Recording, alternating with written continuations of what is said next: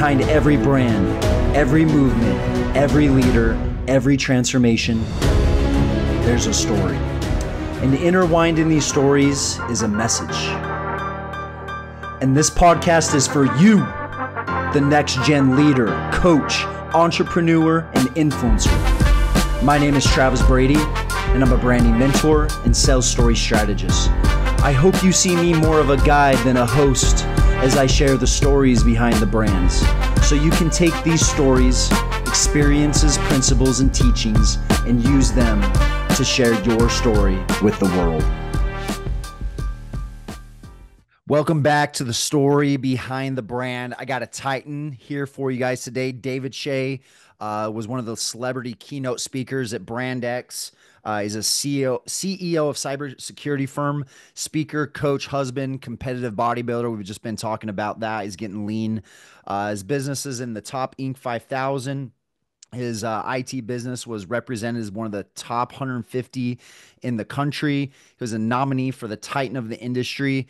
And my personal favorite, which he just mentioned, is he was voted best dad in the world by his kids. So that's a pretty cool one. I might steal that actually. Dude, I'm excited to talk to you. Fill in the gaps a little bit more about you. Oh man. Well, I think you did a good job covering it, but yeah, I'm a musician. I grew up actually songwriting and performing, and it's kind of a separate life that I've led for a while, where I grew up on stage, and I think that's what gave me the ability to comfortably step on stage originally, Mm-hmm. and Mm-hmm. also what kind of set me apart from that mold of growing up in like public school, and the idea of being an employee, being surrounded by more of these creative type of people on a fairly regular basis, doing this professionally at such a young age. What did you play? I played piano guitar, and then Piano, guitar. Okay. I also did professional opera and musical theater as a kid. Professional opera. Yeah. I can't even picture you doing professional opera. Yeah, that was a thing. And I did 10 years of ballet, believe it or not. 10 years of ballet. Wow, dude, you're just multi-dimensional here as far as everything goes. What inspired the ballet? I don't know. My mom just put me in it, and it was probably a good idea to know how to move my body and dance, considering I was doing musical theater. It's more of an old school thing now, but a lot of athletes would do ballet in the off season to help with their feet work. I think Kobe Bryant was one of those guys that mentioned that. I don't know if you've ever heard of that. Oh yeah, yeah. That's what my mom would tell me on a regular basis when I'd complain about being around a bunch of girls. Yeah. Before I liked being around a bunch of girls. Nice. Well, cool, man. Well, yeah, tell us a little bit about your backstory, like what got you into cybersecurity and all that stuff. Yeah, so try to make a very long story kind of short. I grew up kind of like with like two different personalities, if you will. My dad was the entrepreneur and the business owner, and brought me up at a young age, like going around passing out flyers, and that's how I learned to make money, just telling people about his business, door to door, at a very young age, helped him running and growing his company. I'm talking like 7, 8 years old. And so I had that influence in me. And then from the stage side, was a very creative side of things. And so I always thought of like running a business as a alternative potential to if the music or part of it didn't work out. And so after I got into my early 20s, and I met the girl of my dreams and wanted to potentially marry her, and I'm just kind of vision casting and asking myself, um, how am I going to support this girl? I had a very strong opinion about wanting to be the primary provider, kind of that old fashioned way of Hmm. things. And I'm like, well, I mean, I got to make money. I didn't even have a car at the time. And so I just went back to what I always knew is I'm going to make flyers. And so I just made flyers that said, free, you will be free from computer problems. And just asked, like, is your computer running super slow? Is it this? Is it this? Is it this? Well, if you're dealing with these things, then give me a call. I'm going to come over and I'm going to clean it out. And naturally got calls and would skateboard to people's houses, Nice. got introduced to like business owners through that, got invited to the Chamber of Commerce and started going to these network meetings, and one thing led to another. until very rapidly was able to actually buy a car outright and I drive further, get more clients that way. All right. And yeah, so that's how I got started. That's interesting. How old were you when you were skateboarding to people's houses? Like 20, 21-ish, 21. Yeah. maybe Kids are 19. spoiled these days. They have the electronic skateboards now. Yeah, we're just hitting 23 years in business. That's crazy. That's crazy. What got you into computers? You have this diverse background. Like, what actually got you into computers as far as everything goes? I still feel like I don't even know how to clean out my computer these days. I'm usually the guy calling you. So, how did you get into computers and all that? Well, my dad was a hobbyist, so he bought a bunch of just computers and computer parts, and they were always laying around. And so I asked if I could try to hodgepodge something together, and he's like, Hmm. sure. So I put my first computer together by the age of like 8 or 9.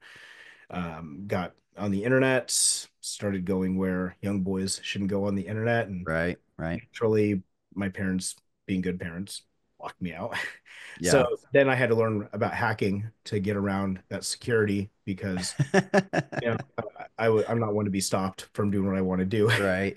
See, getting past my parents' security was super easy because we knew the password. It was the first one we tried. If you were to try a password, what would be the first one you tried? Password. Yeah. Pat, Yeah. we tried 1111. It was like all Oh, ones and it worked. We were like, oh my gosh, mom, like, come on. is it also like the card pin number?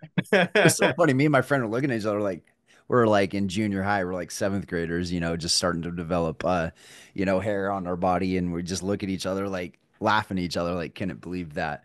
My mom put the password as 111. Yeah. And I know my mom watches some of these podcasts. Mom, I mean, come on. I mean, come on. And I hope that's still using that password. Yeah. Yeah. Let's Um, put a character in there like password 1111. Password one one. Don't do Yeah, right. it. Yeah. Right. By the way, how old are your kids now? 4 and 8. 4 and 8 years old. Okay, so yeah, they're pretty much the same age as the kids that we got. Yes. I know being a dad is something that's important to you, and we're gonna be working through a documentary, and you wanted to share really the transformation you've had as a husband and as a dad, as far as everything goes. Why was that? Why is that something that you want to share? Well, I think as a business owner, it's so easy to get, especially as a business owner, and then as someone who has this primary value of wanting to be that primary like provider of the family. As men, it's easy to get caught up in the idea that serving your family means being the guy that is making the money, right? And so Mhm. check that box. And Yep. unfortunately, your kids don't really care how much money you make. They just all they care about in the entire world is to have them have the best relationship in the world as possible with you. And they just want to see you. They just want to spend time with you. That's all that matters. Hmm. And so once once my son was born in 2016, and I'm thinking through all these things, it just kind of got worse from there. And then after we had our second one, it just got worse from there. And I wasn't as present as I needed to be for my wife and for my kids. Hmm. I didn't know how to say no to commitment. I was part of like a country band and a church band, this thing, that thing. And I felt literally trapped between Hmm. like my business and saying yes and not understanding that saying yes to one thing means saying no to a million other things. And I didn't honestly, like, I know COVID was a horrible thing, but I mean, COVID kind of saved my marriage. Really? Yeah, well, it got me to get it. It was an easy way to like step away and say no to everything all at the same Yeah. time. That's interesting because I think the norm, or what I've heard a lot, or what the narrative out there is, that it did the opposite with a lot of couples. And I think I'll have to double check, but maybe if you're listening, you should check this out. How was divorce rate during COVID? I think it was higher actually, but you said it brought you guys together. So you stopped committing to all these things, so it forced you to stay at home. And what was that process like? Like, what was that transformation like through the process? I mean, it wasn't even much of a process. It was almost just like all of a sudden nothing was happening. And all of a sudden, I everybody was working from home.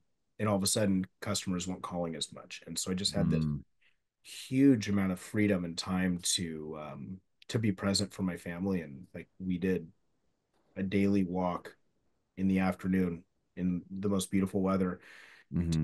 like 3 or 4 miles every day. And I was home for dinner and I was keeping my promises. And I actually got more fit because I had time to like work out for Yeah. once, you know?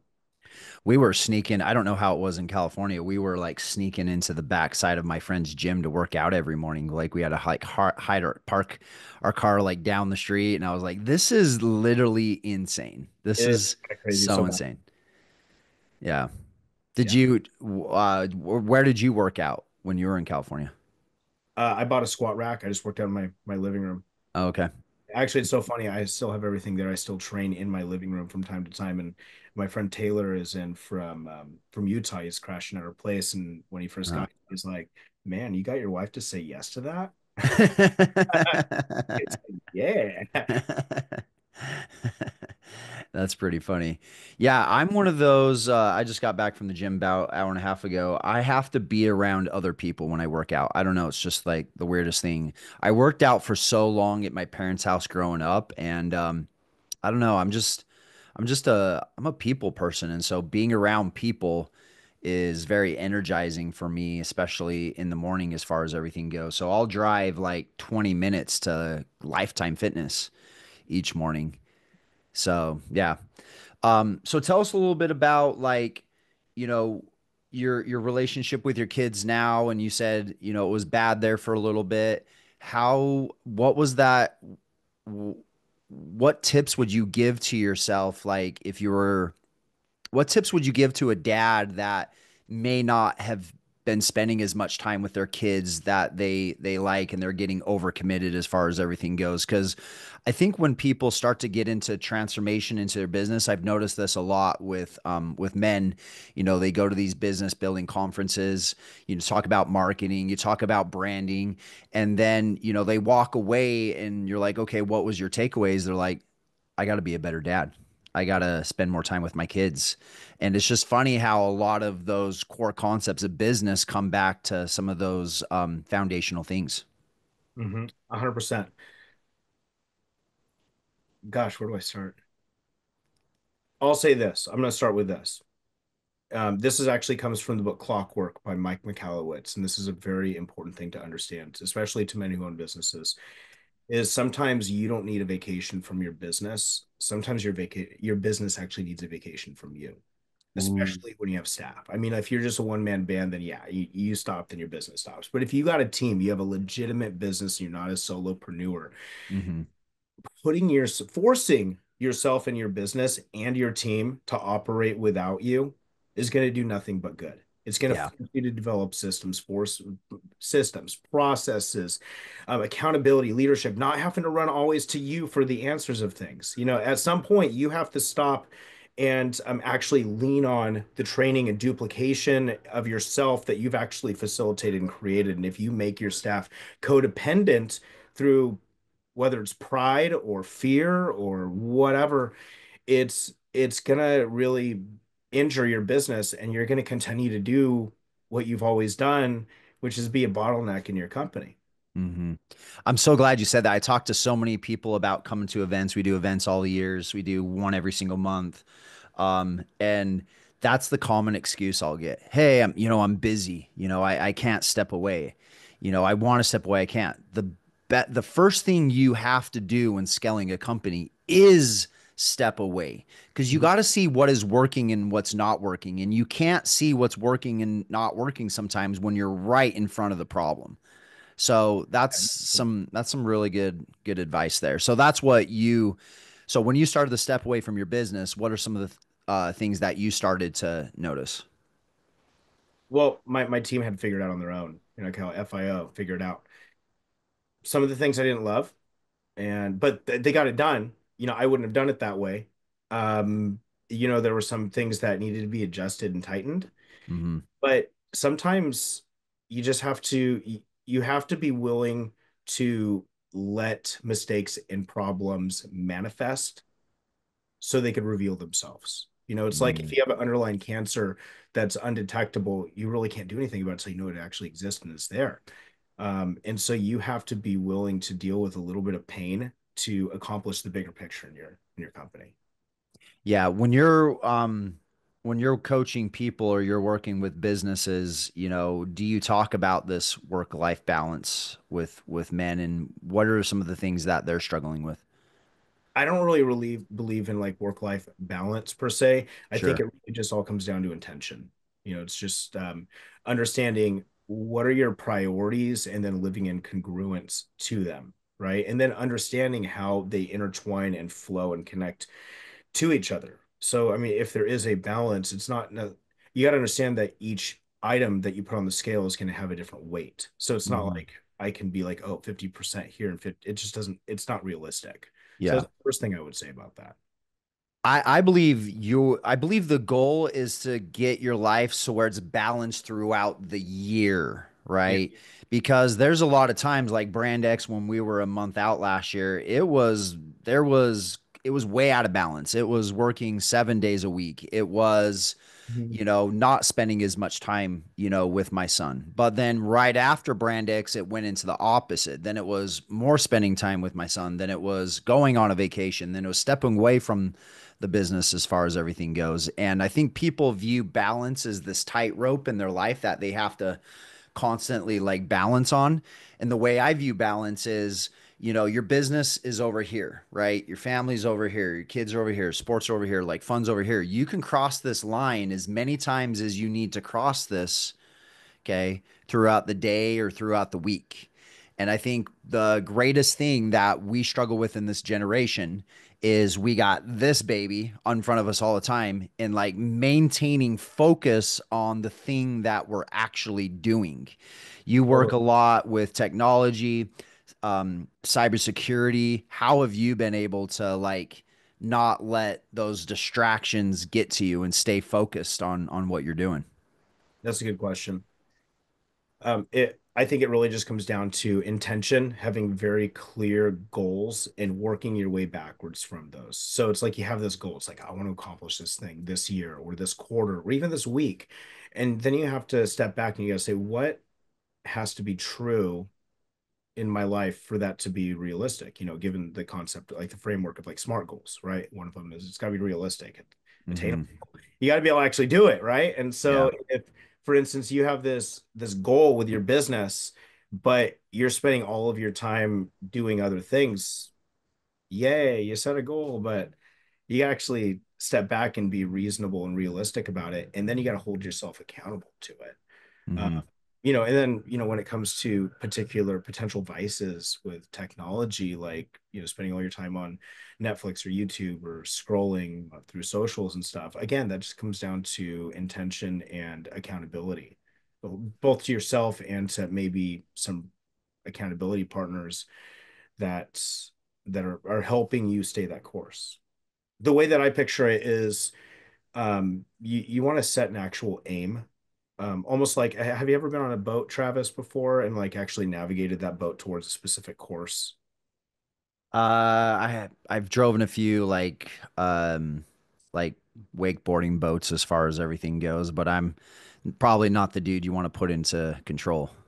Sure. No, that's Yeah. no, but you could picture this. It's Yeah. like I have a sailboat and you're looking Hmm. way off towards an island or even maybe you can't even look off towards something. You're just looking at your compass and you're like, I need to be at 326 degrees, right? Well, there's things in life, there's things in that water that are going to kind of move you like this. And you constantly have to be correcting towards your overall aim of what you're going for. And I call that consistent imperfect action over time. It's Hmm. not as beeline straight thing. There's waves that are going to happen throughout your day. There's this push and this pull, but if you have a overall aim of where you're going, especially surrounded by the framework of faith, family, fitness, and finance, those are kind of the overall areas of any of our business for really truly finding fulfillment. And you have identified what is my aim in each of these core areas. of my life and you're just constantly course correcting without beating yourself up, just accepting that this is the way of life in general, you're going to find yourself eventually landing at that specific aim. Yeah, I like that. That's a really great analogy. And I think having the vision for it as well, when you're not focused on it, then I think is where you get sidetracked in the failures or the successes. And, I believe if you're allowing failure to get to your heart, you're going to allow success to get to your head. And some people say, "Oh, I'd never let success get to my head," but you're allowing failure to get to your heart though. Like you're allowing for an external circumstance to focus to affect how you feel as a person, and that's just a dangerous thing to focus on and to live by. And so yeah, I love that. Faith, family, friends, fitness, four F's, common four F's I've heard over and over, but it's true. Those are super important as far as everything goes. Let's go back to like um uh being the best dad in the world, because one of the most important things in my life is being a good dad, and I put a lot of pride into that. And if there's one thing I want to be great at in life, and if there was nothing else that I was great at, it would be being a great dad. So I really hold it like one of the top priorities in my life. For you as a father, like what was the greatest thing you learned from having kids? Your capacity for love is bigger than you could understand, especially if you haven't had kids. And then Hmm. when you tip immediately over, you've heard of like the Grinch and his heart grew like 3 times bigger. Yeah, When I held my son for the first time, I felt that. yeah. That'd be the biggest thing that just rocked me. And it's not, you don't try, it just happens. Hmm. Did it change your outlook in business when you had your kid? For me, when I had my son, it almost like it kicked me into this other gear of like, hey, I have a bigger purpose here. And not just necessarily for me, it's for my to inspire my son. We have a Brady manifesto, and on the Brady manifesto, it says, How can I tell someone else to have a dream when I don't have a dream?" And so that's super important to me, is to inspire him to also want to go after big dreams. What did fatherhood do for you as a leader in business? In the immediate, it forced me to take a look at where my present life and lifestyle was and where my time was going. I was like, I need to be here. A, for my wife who just went through labor, but B, I need to be very careful with where I'm spending my time outside the house. So at Hmm. the time we were living in a city where my work was in Riverside and I was living in Reno Valley and there's just a ton of traffic. Even though like in the middle of the night it could take me 20 minutes to go from my house to my office. Yet Hmm. in the morning it would take me an hour and a half. That's how bad Dang. it was. Damn. And so it gives you perspective over things you don't really think about. And I did the Hmm. math and I was like, all right, if it's an hour and a half commute to my house and an hour and a half commute back, it means I'm spending 3 hours a day every day. And so I took that and I multiplied that by the amount of work days on average, what 3 hours times that divided by 24 hours. And I'm like, holy shit, I'm spending almost a month additional in my car. That means I could get almost a month of dedicated time with my family back if I. Mm. And so I looked at what does it cost for me to sell my house here in Moval and buy something out there, and I discovered okay, my mortgage will go up 600 bucks a month roughly, Yeah. and I'm gonna get a month back of my life to give to my family. I never considered that until I had kids. Yeah, that's interesting. Um Yeah, that's crazy how the math kind of works out. And it's like, yeah, you'd be stupid not to do that at that Right? point in time, right? It's like 600 bucks a month to get an entire month of your life back. I mean, that's a no-brainer. Yeah. For you as a father, what's been one of the hardest things besides like trying to spend more quality time with them as far as everything goes? Hardest things. I, Man, I think for me, yeah. is knowing when I need to be harder on him and when I need to be softer on him. I think one of the things that I struggle with. One thing that my parents always did. Did you get the belt growing up? Oh yeah. Yeah. I got the 2x4. I got the belt with the belt buckle. I got the Tabasco sauce in the mouth. My brother got that way more than I did, though. My kids Crazy have enough, though. Tabasco sauce. They're half Mexican. Tabasco sauce, that's called a treat. Yeah. Yeah. I'm super sensitive to spice. So yeah, we were out there with the hose in our mouth trying to get all the, I got uh, soap. I got yeah, soap. About yeah, that's soap. I got soap in my mouth. Yeah. And yeah, so that's the thing that I struggle with. Am I being too hard on one? Am I not being hard on one enough? One of my mentors, Elliot Hulse. Have you ever heard of Elliot Hulse? I have not. He's huge in YouTube. He's a men performance coach. He's probably one of my most significant mentors as far as everything goes. He's based out of Florida, but I remember him doing he was talking about this about spanking kids, and he said, I really didn't spank my kids a lot, but in hindsight being 2020, I wonder if I should have spanked my kids a little bit more. And I thought that was a real interesting thought, and it's very controversial these days, right? Like back then, do you remember Adrian Peterson? He was like getting whipped in the penis by his like grandma or something like Yeah, that. that's over the top Do you too. remember that? Yeah. Yeah, it was crazy. It was just and he didn't think anything of it. But That was just how he was raised. He didn't really see it as child abuse. That's absolute child abuse, in my opinion. for multiple reasons. Yeah, and especially to this day. And so now we're just kind of like that softer. We're just kind of that softer. We're just softer, Yeah.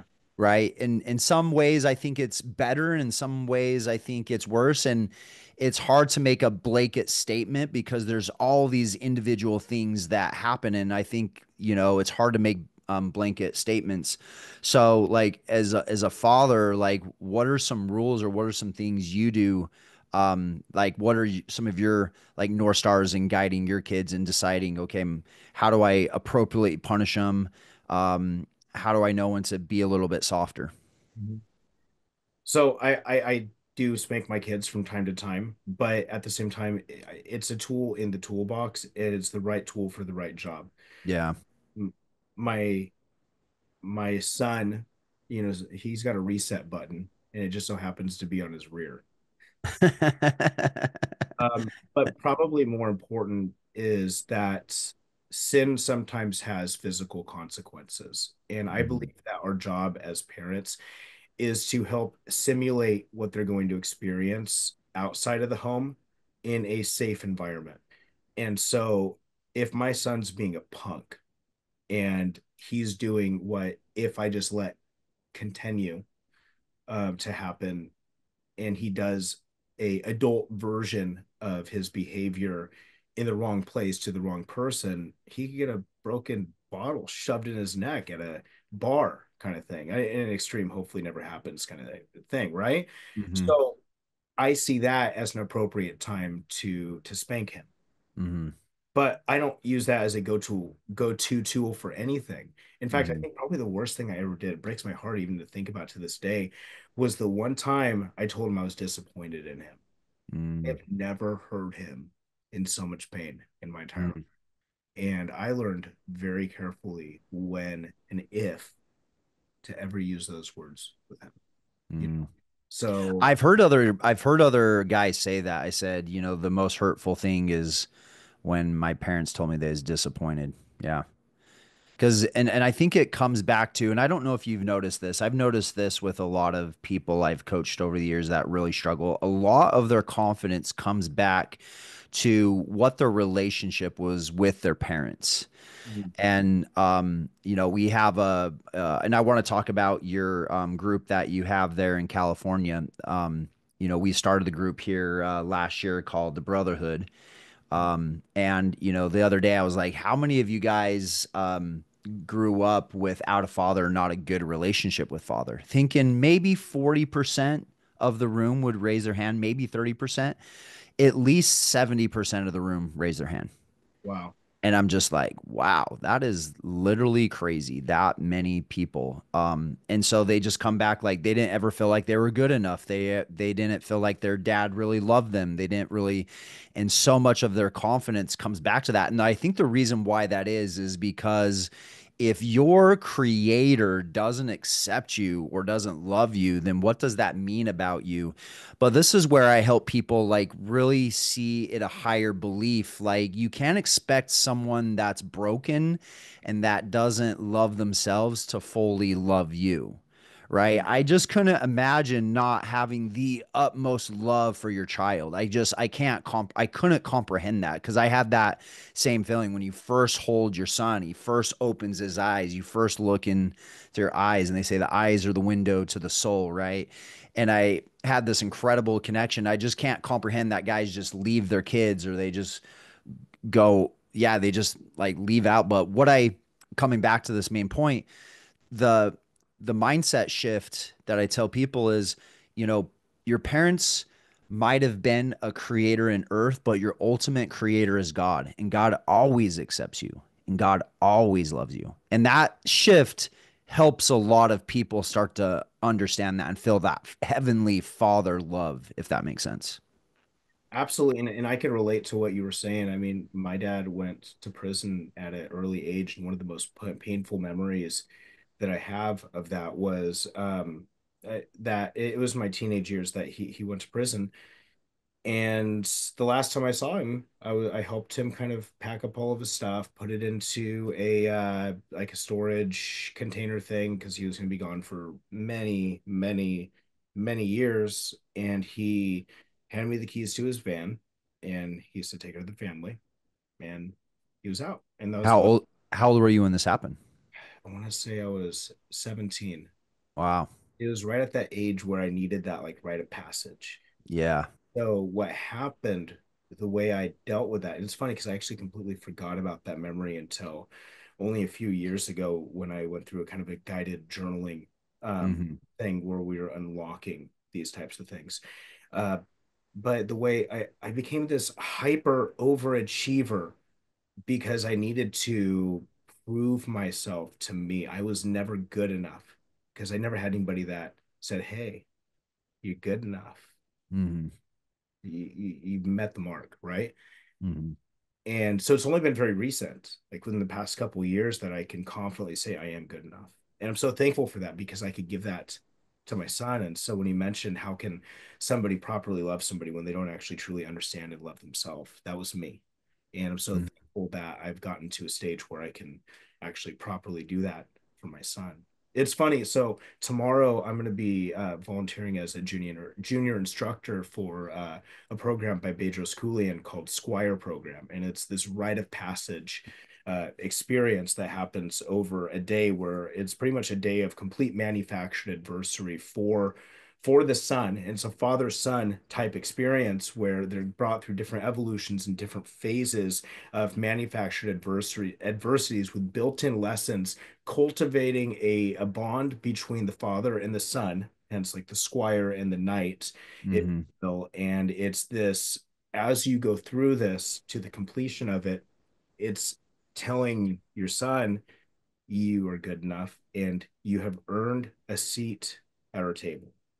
You know, throughout Hmm. history, there's been through history and different cultures, there's always been this rite of passage, this passing of the torch, this trial that Hmm. men traditionally go to where they shift from being a boy Hmm. to being a man. And you know, it's manifests itself in a myriad of different ways, and that's one thing that we really lack in our culture, especially here in the States. And so this is an effort to bring something to our society, and man, it's so necessary, and it's also so beautiful being able to be a part of that, and to contribute to these young men as they're stepping into this new phase of life. Yeah, you're absolutely right. There's a lot of cultures, and even tribes around the world where you have to go through initiation, right, to become a man. I don't know if you remember this. Just crossed my mind. I don't know if you remember that old movie Jungle to Jungle with Tim Allen. He finds out he has a kid, and his kid his wife moved to this tribe, and so he grew up like living in this tribe. Yeah, he was like the only white boy living in this tribe. Oh, Jonathan Taylor Thomas. I think so. I think so. Maybe yeah, it's called Jungle to Jungle. Okay. And his son goes, "Will you take me to New York City when I'm a man?" And he's like 13 or something, and he's like, "Yeah, I'll take you to New York City when you're a man." Well, apparently, like a couple of days later, he goes through his initiation and he becomes a man. He's like, "I'm a man now," and he's like, "No, Let's you're do it. not. You're not a man." And so then he has this whole like break off. Well, you're not keeping your promise. You told me I was going to be a man. And so, anyways, just reminded me of that movie as far as everything goes. But yeah, yeah. What are some ways that you want to teach your kids to be men and be successful in business? Like you said earlier that your dad pushed you to do some of those things. What are some of the things that you want to train your kids to be able to do in business?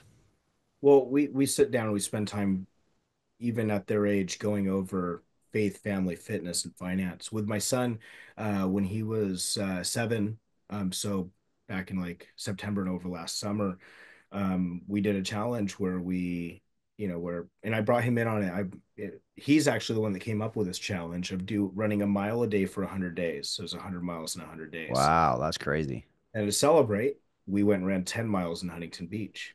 Wow. And so it was cool. That really has become our bonding time. And now we still regularly run together. And Hmm. it's weird because, as a lot of boys can be, they're not super vocal. They don't really share their hearts and share their thoughts and like kind of what's rattling around upstairs. It's like you ask Hmm. Caleb, how was school? And I was like, good. Yep. And I don't know, it's just the way they are. I suppose maybe I was that way. But on these runs, just be quiet, and all of a sudden he just starts talking and sharing his thoughts and stuff. And I taught him my creed, which I got from the Modern Day Night Project, another Bader Schoolian thing, and 75-hour crucible of my own. That was actually part of my own rite of passage where I actually went through that guided journal Oh, um, okay. thing. Cool. And the very, so it's like I'm a man of my word. I make a promise and I keep it. I'm responsible for everything in my life, and that gives me the power and control to change my circumstances. I lead when called upon and follow when I must. I respect my fellow man, demand respect back, and grovel to no one. I protect those who can't protect themselves. I have high standards of expectations, tremendous attention to detail, and am driven to dominate life. So I taught him that line by line over Nice. like 100. Nice. And so now I could go back when he lies about something and be like, I thought you were a man of your word. Hmm. What part of this is you being a man of your word? Yeah. So I can hold him accountable to that. Yeah. And I'll do the same for Lily when she's old enough. Hmm.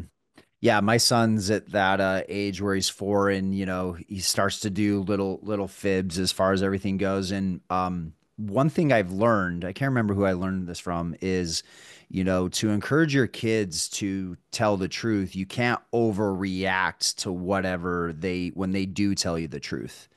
And they say sometimes kids lie because you overreact when they do tell them the truth. So, above everything else, if my son tells me the truth, I always celebrate that, even if he did something that was wrong.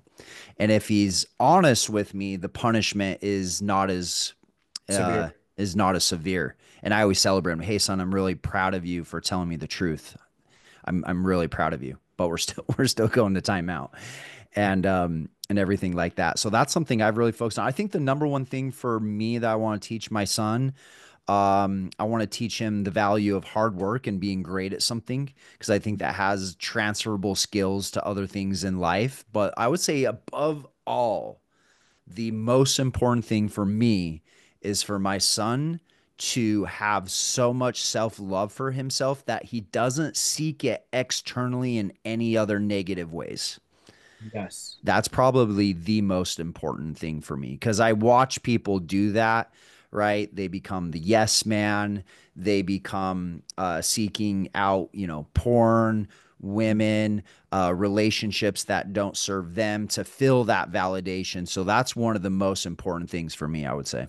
And that could change. That could very much change as things get older. But I would say that um, him being honest. And then next to that is helping him make decisions. I try not to be the bossy dad. You need to do this. You need to do this. And it's like, Tatum, do you want to brush your teeth right now and get to bed? Or do you want to go read a book first, right? Like helping him make decisions rather than you need to do this. Sometimes our decisions run out and our only decision and choice comes down to, hey, it's time out time. But I try to give him decisions so he Yeah. feels in control of his life rather than pushed around and dictated. There's this really good book. I don't. It's called The Parenting Without Power Struggles, Mm. and I read it when I first stepped in as I was a stepdad actually years ago. I was engaged to a woman that had two kids, and I thought, well, I'm in this dad thing. I guess I better figure it out. And it talks about, are you the dictator with your kid? Are you the lawyer where it's just arguing back and forth, or is there a mutual relationship to an outcome and you help them make decisions? And that's the three things that it talks about. Yeah, that's so good. The way I approach that is that people in general, including children, because they are little people, they need to experience the consequences of their decisions, and we need to be careful not to make their problems our problems. So when it comes to, I don't know, let's say like eating, right?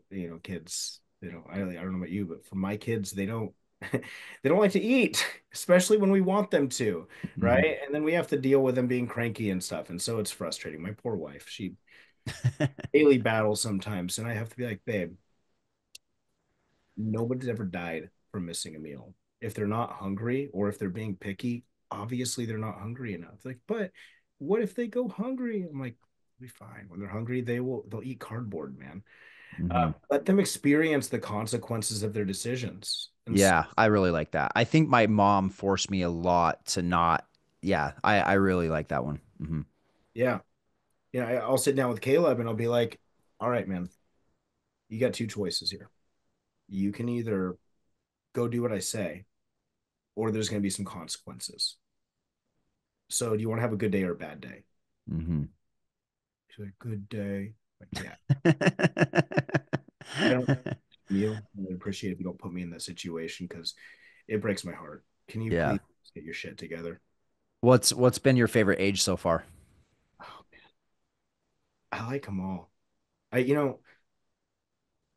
like them all. I can't pick. Every age has its gems. I gotta say though, I am loving my daughter at the age of 4. She is so much fun. It is so cool Hmm. watching her just bloom into the vibrant girl that she's becoming. It's yeah. Yeah, tell me, and this is something I haven't really experienced a whole lot of. How do you parent your son versus your daughter? Was there a change in you from your son to your daughter? Well, they're very different people. Now, I mean, obviously, there's the masculine and the feminine dynamics there. But one thing that Ruby and I have mutually agreed upon is that I cannot raise and teach Lily how to be a young lady and how to be feminine.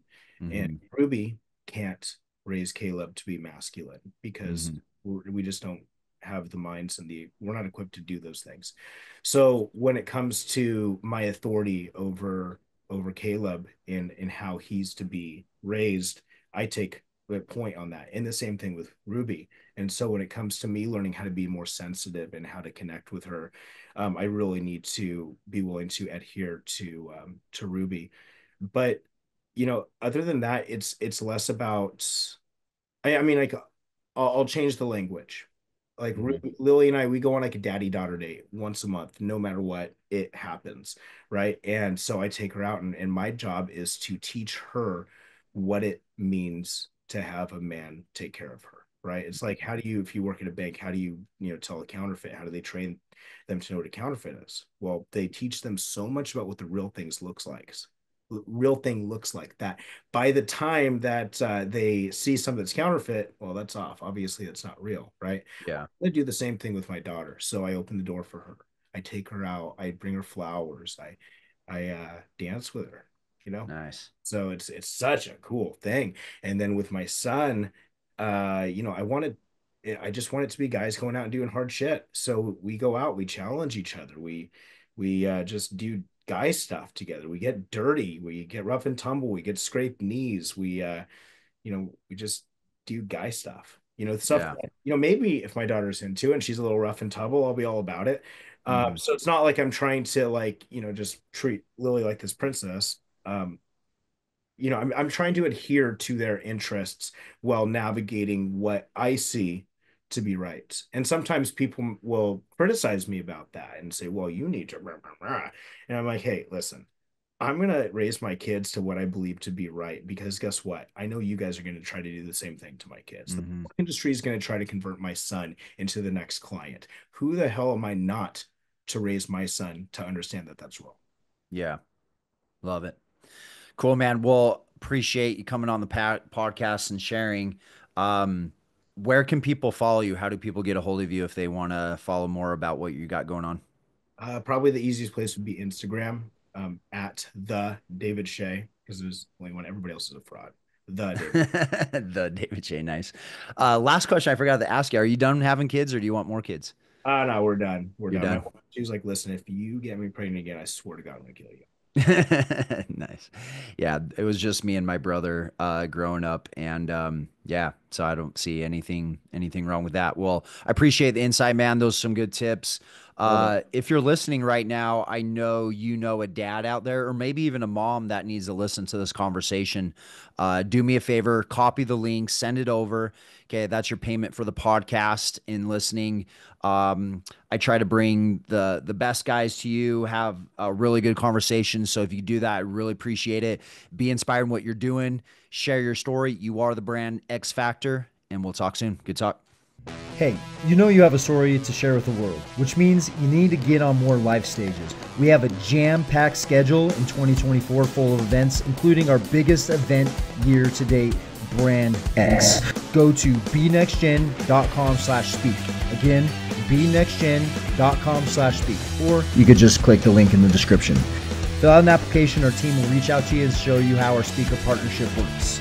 Get on a stage, get video, blow up your brand, blow up your business. Let's go.